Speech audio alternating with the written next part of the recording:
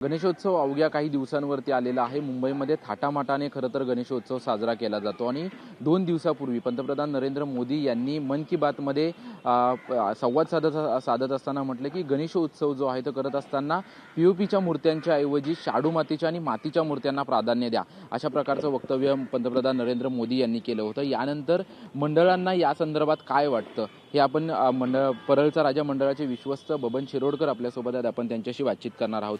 मुंबईमध्ये गणेशोत्सवाची मोठी परंपरा आहे, मात्र गणेशोत्सव जवळ आला की एक प्रश्न कायमस्वरूपी उद्भवतो, तो म्हणजे शाडूची मातीच्या मूर्त्या की पीओपीच्या मूर्त्या.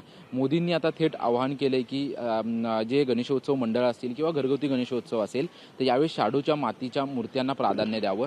नक्की तुमची मंडळाची या संदर्भात काय भूमिका आहे? नमस्कार.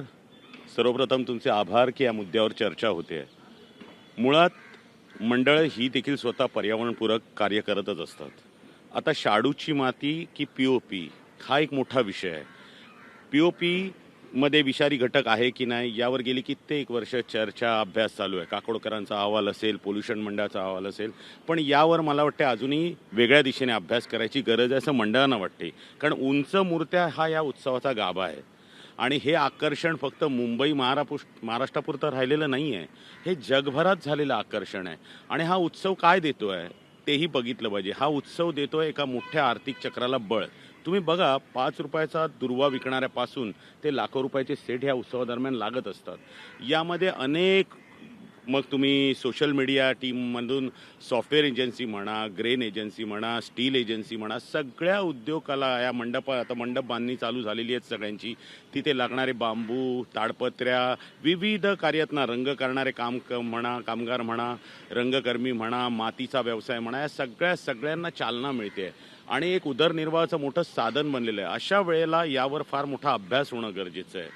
ह्या उंच मूर्त्या पर्यावरणपूरक आहेत की नाही आहेत यावर अजूनही आम्हाला असं वाटतं की अभ्यास होणं. आणि फक्त 11 दिवसाचा हा उत्सव आहे, मग वर्षभराच्या पर्यावरणाचं काय, हाही विषय महत्त्वाचा या दृष्टीने पुढे येतो.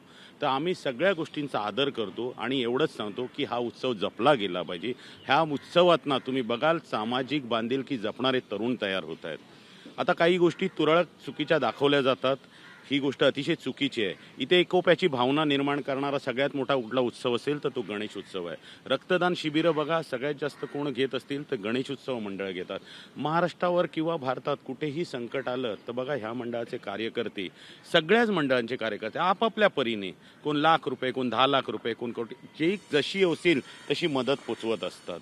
या सगळ्या गोष्टींचा पण विचार झाला पाहिजे. या उत्सवांमधनं नेतृत्व गुणांना वाव मिळतो. आता तुम्ही बघाल महापालिकेमधले नगरसेवकांपैकी 80% नगरसेवक तुम्ही बघाल तर हे उत्सव मंडळांमधनं आलेले कार्यकर्ते आहेत.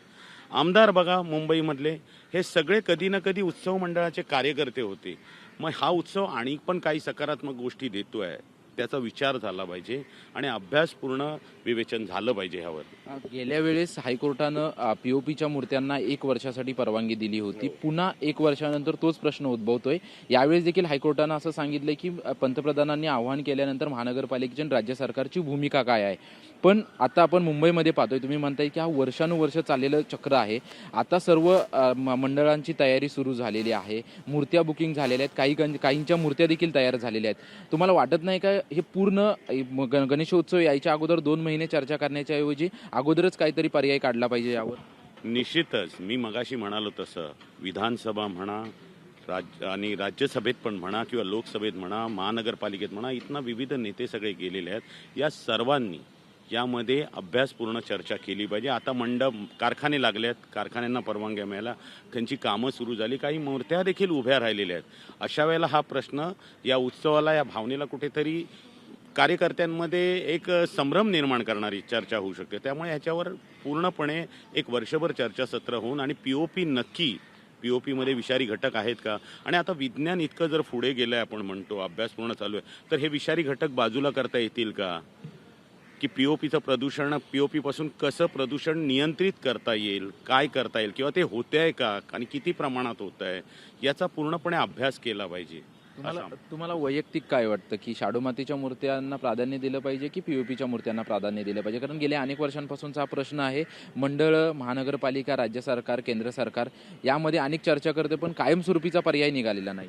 मी तुम्हाला मगाशीच म्हणालो तसं उंच मूर्त्या हा या उत्सवाचा गाभा आहे. पर्यावरणपूरक सगळा उत्सव झाला पाहिजे. यामध्ये कुठल्याच मंडळाशी तुम्ही चर्चा कराल तर सगळे मंडळ सकारात्मक आहे.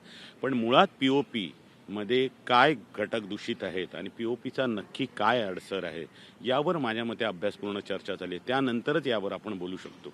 धन्यवाद आमच्याशी बातचीत केल्याबद्दल. आपण पाहतोय की गणेशोत्सव अवघ्या काही दिवसांवर आलेला आहे. पंतप्रधान नरेंद्र मोदी आणि हायकोर्टानं जे काही भाष्य केलेलं आहे याच्यावरती कायमस्वरूपीसाठी तोडगा निघणं आवश्यक आहे आणि याच्यावरती चर्चा ही वर्षभर झाली पाहिजे. आणि हा गणेशोत्सव सण आहे केवळ 11 दिवसांचा नाही तर पूर्ण वर्षभराचा अर्थचक्र आहे, अशी प्रतिक्रिया जी आहे ते परळचा राजाचे विश्वस्त बबन शिरोडकर यांनी दिलेला आहे. कॅमेरामन हरी नेगीसह निवृत्ती बाबर, TV9 मराठी, मुंबई.